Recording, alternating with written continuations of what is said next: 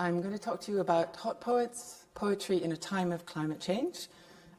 So first of all, what do I mean about the time? Well, Olivier helpfully defined the Anthropocene last week and talked about the various different possible starting points. I'm interested in the last 60 years, really, when all of these changes are taking off. As a sort of arbitrary starting point, I would take Rachel Carson's Silent Spring, which is a work that was published against the use of pesticides in farming in the States and actually led to changes in US legislation. It's also the year I was born, so I have a certain interest in this period and a sense of kind of accountability that all this has been happening on my watch. So what kind of poetry? Well, it's a subgenre of nature poetry, which is come to be known these days as eco-poetry. And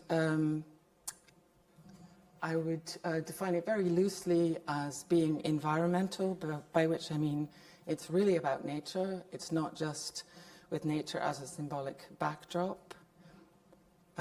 It is not neutral or naive about nature being described through language. It investigates that relation between nature and perception. Its concerns go beyond the anthropocentric to an ecocentric perspective. So far, that's not very controversial. The more controversial element is when you say that eco-poetry is, or even should be, environmentalist, by which I mean it's calling attention to the Anthropocene. It's focusing on nature threatened by human activities. And the most controversial element, it's conducted in a spirit of environmental praxis, which means it's trying to make something happen. It's got designs on you, it's trying to change your mind. Now, the criticism of that would be that it becomes very referential. There are a lot of facts that come into the poetry, and people say, I could read that in a documentary, I could read that in a newspaper, so why do I need it in a poem? Well, the American poet Jory Graham says, what is not going to show here, we need help to make it be felt and help to make it be imagined. And that's the territory of poetry. So just to give you an example of those two aspects of eco-poetry, the environmentalist, I'll take two stanzas from the great American poet Gary Snyder's poem, Mother Earth, Her Whales. And in the first stanza, it's clearly environmental because it's really looking at the whale and it's considering it not just from a human point of view, but what it might mean for a larger global perspective. The whales turn and glisten, plunge and sound and rise again, hanging over subtly darkening deeps, flowing like breathing planets in the sparkling worlds of living light. And then the tone changes considerably, and he's trying to do something different, and it becomes referential to specific facts. It becomes accusatory and angry. And Japan quibbles for words on what kinds of words they can kill. A once great Buddhist nation dribbles methyl mercury like gonorrhea into the sea. So for some critics, that's no longer poetry, that's polemic. But if you look at it, there are poetic elements. There's the rhyming of quibbles and dribbles. There's alliteration, kinds, kills, quibbles. There's assonance, mercury, gonorrhea, sea. All of those poetic effects are now being harnessed into a different purpose, which is to inform and to awaken and to make us angry. And I think there is, oh, here's Jory Graham. There is a reason for that, because we know from many repeated experiences that the climate science isn't changing opinions on its own. So art really needs to engage an imaginative effort in changing the cultural consciousness. So how is eco-poetry helping climate change be felt? And how is it changing cultural consciousness? Lots of different ways. This includes a whole range of very different types of poetry. But for the purposes of this short talk, I'm just focusing on three things. The work of disenchantment, so showing nature as it's being impacted, with the aim of inducing us to fall out of love with the fantasy of infinite growth that capitalism serves us. And also falling out of love with the traditional Judeo-Christian idea that we have a right to dominate over the whole earth.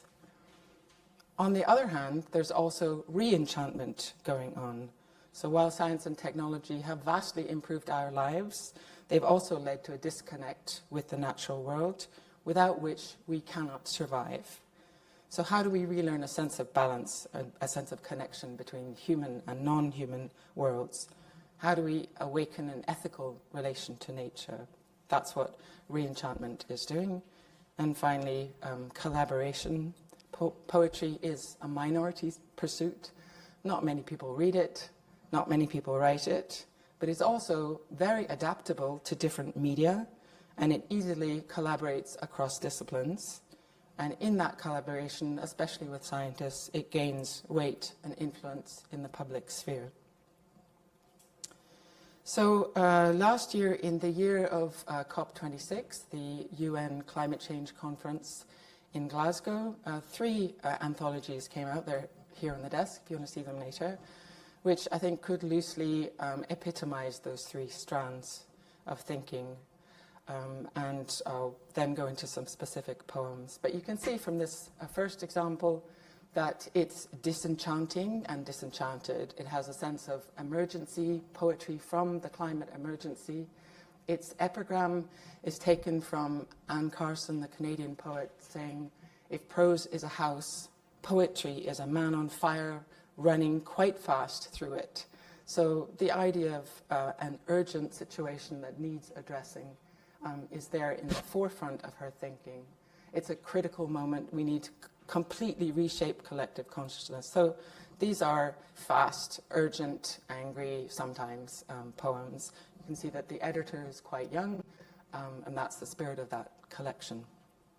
And I put down these statistics here because I was struck by Marielle Massé saying in the first week that environmentalism is a feminist movement, and it struck me that wasn't really the case, at least in UK universities until perhaps the last decade, that most departments teaching environmental literature were taught by men, and certainly all the anthologies I looked at before the last decade were mostly by white men, being published in Britain, I would say. So I'm happy to discover, I hadn't noticed before, that these three anthologies are all more representative of that other movement. The second anthology is 100 Poems to Save the Earth, so already it's a more soothing presentation of the same theme. It's a provocative title. They know they can't save the Earth, but they want to allay eco-anxiety and eco-grief. They want to do something to improve that. They want to call us to stay awake, but the emphasis in this collection is on care to our fellow species and to more than human beings as well, to see all things as our kin. So there's that sense of working on ethical reconnection, re-enchantment with the natural world. And the final collection from which I took the title of this lecture is Hot Poets. It's just 12 poems by poets working with scientists or climate activist groups. They are performed oral poems. It's very hard to find that text. You certainly can't buy it on Amazon. And they're more out on the stage, connecting with schools, working with politicians, and their whole aim is to get poetry out of its ghetto into a larger public sphere. The field continues to grow. I just noticed about 6 volumes already published under the label Eco-Poetry this year. But getting back to my theme, this is my first example. It's by Solé Raphael, who wrote it when he was only 13 years old, and it's a slam poem. You can't find the text anywhere, at least I haven't been able to, but it's online, so it's a good example of how well adapted poetry is to the internet. So just have a listen to this. Why is it that in Australia, 1,902 coffee cups are thrown out every minute? Why is it that Australian households create 1.3 tonnes of plastic packaging waste every minute? Why is it that this year alone Australia has produced nearly 1.4 tonnes of e-waste, including phones, laptops, computers, toasters and tablets, every minute? Why is it that globally we create 4,400 tonnes of landfill every single minute? Okay, so I think you might notice that although he's describing a very disordered world, it's a very ordered, shaped performance. There's this succession of black and white images. It has a very cinematic quality. There's the insistent repetition of that one question, and there's the drum beat, and all of those things contribute to an oral performance designed to quicken the pulse, to awaken a sense of urgency, even outrage. And he eventually answers that question by saying, it's all about money, isn't it? So the video marries formal beauty with atrocity in content in what I thought was a powerful way, on top of which there's the youth of the poet himself, which is quite astonishing to have that global perspective at the age of 13. There's another emphasis on the global perspective by this very established American poet, Denise Levertov, and here the impact is designed to be visual on the page. Her poem is playing on those images that we got from outer space, from astronauts as they first landed on the moon in the 1960s. And she's saying, as magical as those images of the globe are, we need to see beyond them. If from space not only sapphire continents, swirling oceans were visible, but the wars, like bonfires, wildfires, forest conflagrations, flame and smoky smoulder, the earth would seem a bitter pomander bowl bristling with poison cloves, and each war fueled with weapons. It should be visible that great sums of money have been exchanged, great profits made, workers gainfully employed to construct destruction, national economies distorted so that these fires, these wars may burn and consume the joy of this one planet, which, seen from outside its transparent, tender shell, is so serene, so fortunate, with its water, air, and myriad forms of life that wants to live. It should be visible that this blue-green globe suffers a canker which is devouring it. So it's a pretty bitter message, but in a way it's like that pomander ball, which I don't know if you use them in cooking, but you take an orange and you stick it full of bitter herbs. You're not meant to eat it, but it improves the flavor of what you're cooking.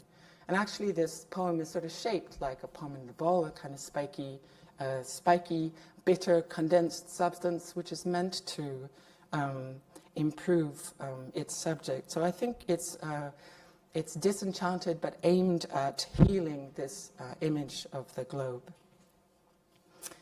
And I find it amazing that in 16 lines she can conjure that global image. So by contrast, poetry can also zoom in on local communities that you may not know about, capturing the particular impact of specific climate disasters.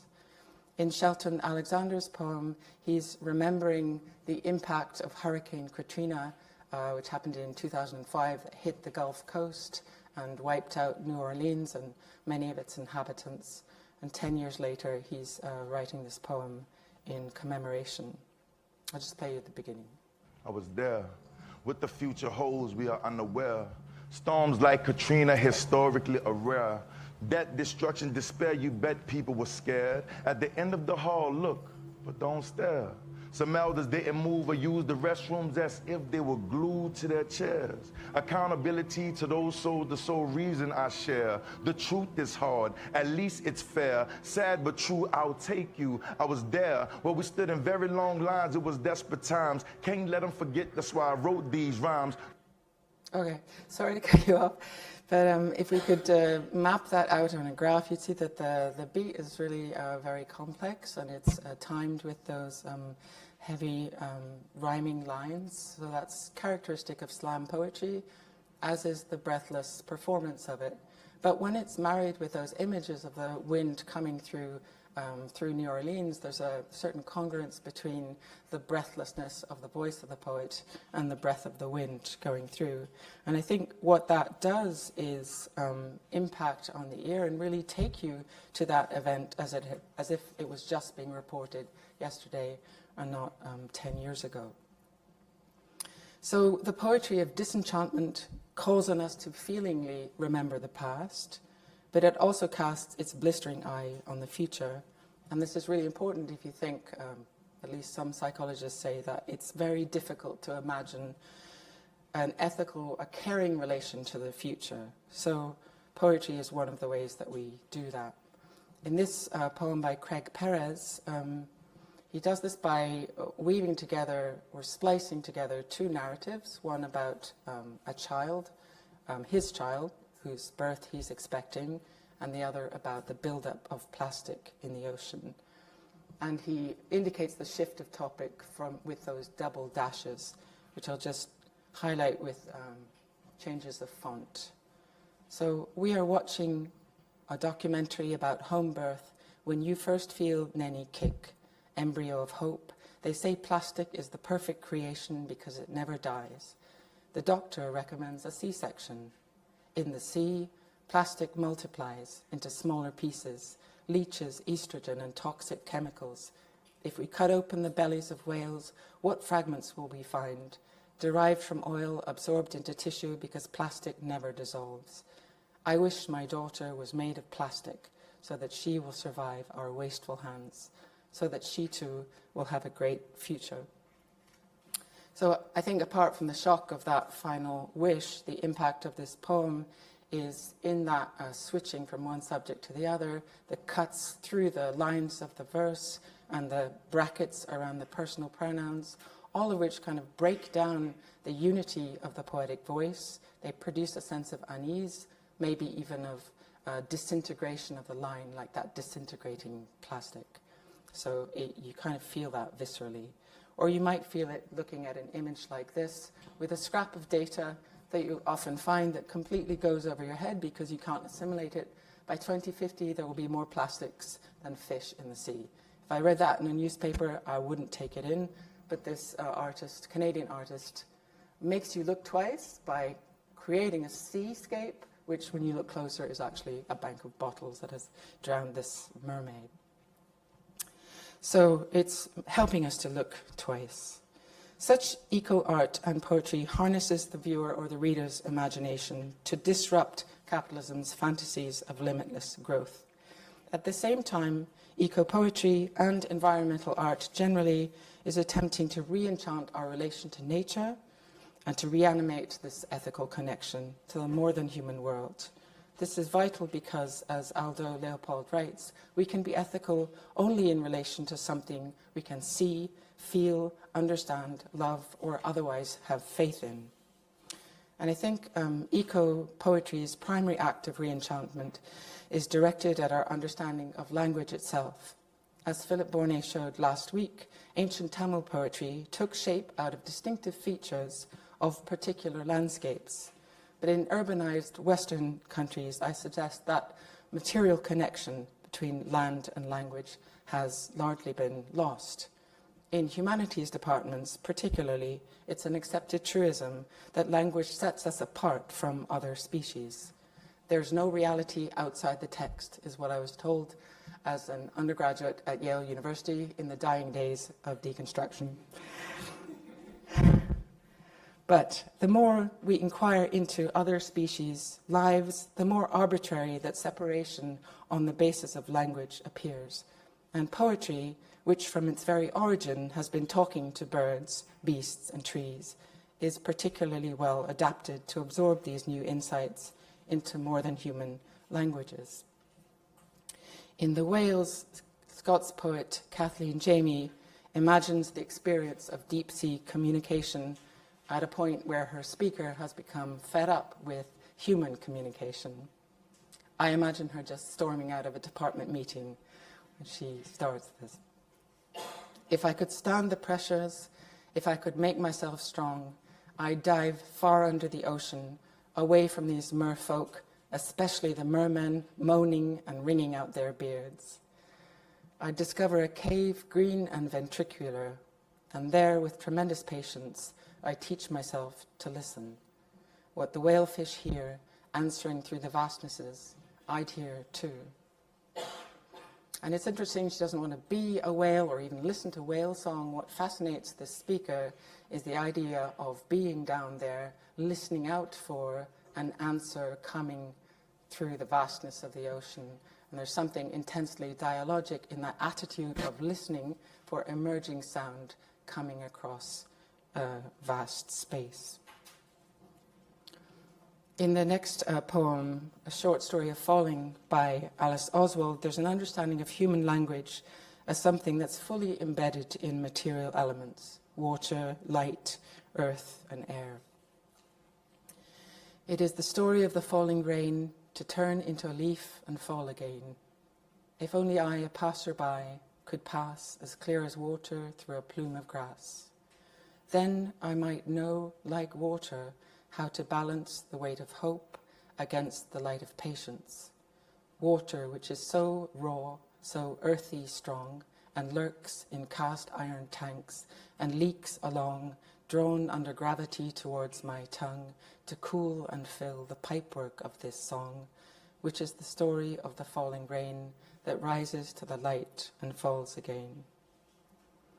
Well, I think there's something quite incantatory and mesmeric about Oswald's style here and in other poems.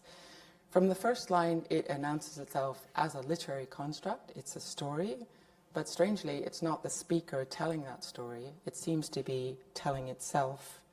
And the speaker is wanting to become part of a process, that natural of cycle transformed into light and falling again, because then she would learn how to balance hope against patience, a very human thought that just surfaces in the poem before it dissolves down again into something very material, where we see water dripping into cast iron tanks, moving along pipes, and then I presume being drunk by the speaker herself, who then speaks through her own organ pipes this very poem. But even when that happens, when she says the story, it happens in such a neutral way that she never lays claim, and the story seems to be spoken by the cyclical movement of the water itself. And that comes close to a view of language expressed in a wonderfully purple prose book by David Abraham. And he says, language is less a human possession than it is a property of the animate earth itself, an expressive telluric power, so of the earth power, in which we all participate. The Spanish sculptor Jaume Plensa portrays the human being as a fundamentally linguistic animal in these bronzes, which are clothed with letters. But language also binds these figures into a relation of care and stewardship with nature. And elsewhere in the same exhibition, in a long corridor that faces out to the landscape, he's put up this curtain of letters spelling out lines from his favorite poems. And the idea is that we don't look at nature neutrally, we see it through a curtain of language, but that doesn't separate us, it draws us into it. It draws us into relation with it. That idea of human embeddedness in a natural cycle of being is expressed in this poem, Trophic Cascade, which is describing the positive effect of reintroducing wolves in the US in Yellowstone National Park. After the reintroduction of grey wolves to Yellowstone, and as anticipated, their culling of deer, trees grew beyond the deer stunt of the mid-century. In their upreach, songbirds nested, who scattered seeds for underbrush, and in that cover warren snowshoe hare. Weasel and watershrew returned, also vole, and came soon hawk and falcon, bald eagle, kestrel, and with them hawk shadow, falcon shadow. Berries brought bear, while undergrowth and willows, growing now right down to the river, brought beavers who dam. Muskrats came to the dams, and tadpoles. Don't you tell me this is not the same as my story. All this life born from one hungry animal, this whole new landscape, the course of the river changed. So there's a sort of formal tone to this poem with stripping down of articles and some verbs being reversed. It's as if it's a new biblical calling forth of the 6 days of creation. So it's rechanting that biblical story of birth. But the most obvious impact, I guess, of this poem is the way that it falls over to the right-hand side of the page. Normally we align on the left in our tradition. So there's a sense of the words having fallen over to the right. And as your eyes trace that unaccustomed journey, you have a sense of moving from this barren white space, the space that you are familiar, comfortable being in, moving over to the right and participating in this rich biodiversity of life and language. A final way that eco-poetry re-enchants our relation to nature is by dramatically shifting timescales to give us a sense of our embeddedness in deep time. Such deep time perspectives can give us vantage points outside the accelerated speed of technological change, making it seem both less inevitable, less frightening, and more resistible. This poet, Frances Beard, comes to this conclusion after talking to a group of British geologists. I'll just play the end of her poem. We live on a spinning, plate-shifting planet. Did the dinosaurs know that ice is a blanket, the sea a rocking cradle? Did you know that currently the North Atlantic is growing at the same rate as our fingernails? I know you know that photosynthesis balances our atmosphere and that there's too much carbon dioxide and not enough trees. But science is open source magic. If enough of us believe, we can capture carbon airborne and store it safe beneath the seas for eons, time enough for oceans to fall and forests to rise. So that clip was taken from this Hot Poets anthology, which brings me to the third part of my talk, the responses to climate change being collaboration with scientists or activist groups. Some poets and readers represent science and technology as the root of the problem, and there's certainly room for that view, but you'll notice Francesca Beard goes in the opposite direction, co-opting scientists into the realm of the imagination, calling them open source magicians. And personally, I find hope in bridging the art-science divide in this way. Stylistically, her poem is very close to prose, and that's partly because the Hot Poets are seeking an audience well beyond the normal readers of poetry. They're working with schools and activists and politicians. So they use internal rhymes, distinct, clear images that can be understood on a first hearing. They're publicizing the climate work, so in that sense their role is secondary. But I think they're also thinking through the imaginative implications of the climate work. And in this way, they're making it far more meaningful for a wider audience. In this next clip, Zina Beard celebrates a young Kenyan woman who's able to combine ancestral forms of knowledge with modern education. This poem is born out of Zina's involvement with a UK charity that's building schools and empowering women's education in Kenya. Oh. Do you not want to speak? Mother of the forest, red earth in the creases of her palm, under her nails, at rest. Hands that cup seedlings, tree children to whom she is custodian, adoptive parent for an ailing mother, in fever due to a climate dangerous to all who walk upon her skin. She is mother too, 25, just in school, to learn a new compassion her ancestors never needed to know. Their bond with the land is sealed in their songs, their dances, their stories about vegetation that ate sunlight and exhaled food for our lungs. Fables about elephants and lions who lived among them in respect of each other's space, free from price tags that weighed about their necks. their fur, their tusks for 200 years. Her name is Grace, and she has walked for 2 hours to come and learn how to see her homeland through enlightened eyes, to see herself as Wangari Maathai sees her, as the neck that turns the head, as the straightest spine that does not bow lightly and carries a nation in the swoop of her determined chin.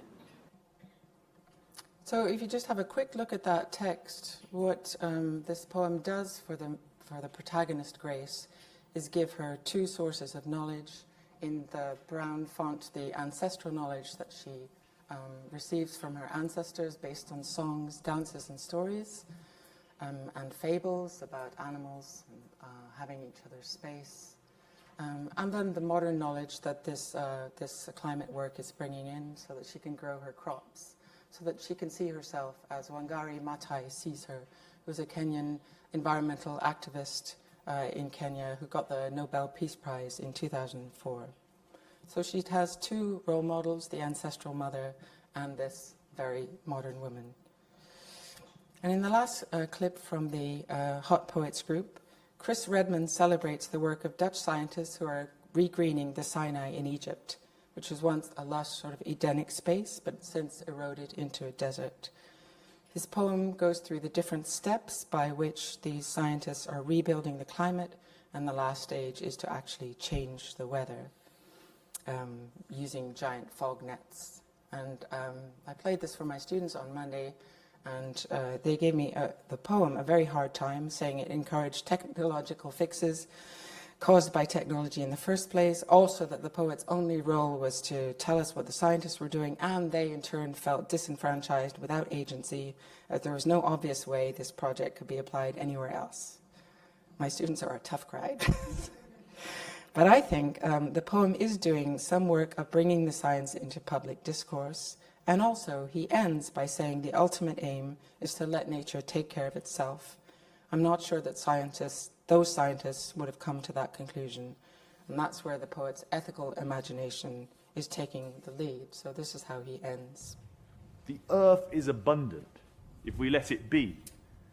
Perhaps we just need to look differently. All the keys are here. Imagine a future you love rather than one you fear.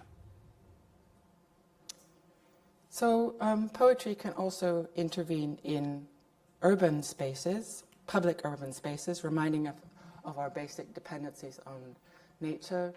And in Sheffield, where I used to work, this poem by the former poet laureate Andrew Motion was put up on a giant building. And I was walking down the station to catch the train and the plane to Canada one day, and I just finished reading this line, "Pause now and let the sight of this sheer cliff," and I stepped backwards off the curb, fell and sprained my ankle. So poetry in urban spaces can be hazardous, but this next poem by our current poet laureate had a better fate and really is having a positive effect on the urban environment. It was written in collaboration with Tony Ryan, a chemistry professor at Sheffield, who's developing materials that withdraw pollutants from the air. The idea was that the poem should celebrate air while the science was silently cleaning it up. So Simon Armitage writes in praise, says we should make a god of air, and then in the third stanza, he continues, "Among the jumbled bric-a-brac I keep a padlocked treasure chest of empty space. And on days when thoughts are fuddled with smog or civilization crosses the street with a white handkerchief over its mouth and cars blow kisses to our lips from theirs, I turn the key, throw back the lid, breathe deep. My first word, everyone's first word, was air." That works in English, I don't know what babies say in French, but air. So it's the sound that you make as you first cry in life. And in a way, the poem works like that treasure chest. It's locking in the idea and the feeling and the memory of pure air so that we don't just get used to more and more incremental increase of toxins in the air. This poem was then mounted on a cloth surface and put up on a building in Sheffield. And at this point, the poem begins to clean the air because this cloth is made of this material that Tony Ryan invented to withdraw pollutants, as this little clip says.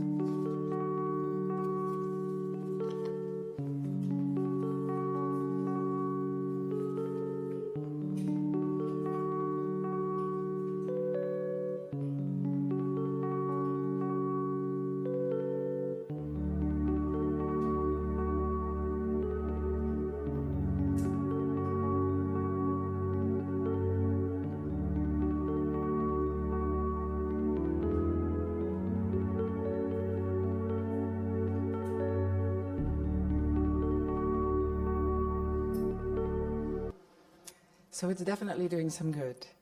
But a final way that poetry can help is quite simply to put into words how difficult the subject is to think about, how vast and intractable it is compared to the limited agency that each of us has. Many readers could, I think, identify with this speaker in how I hold the world in this climate emergency.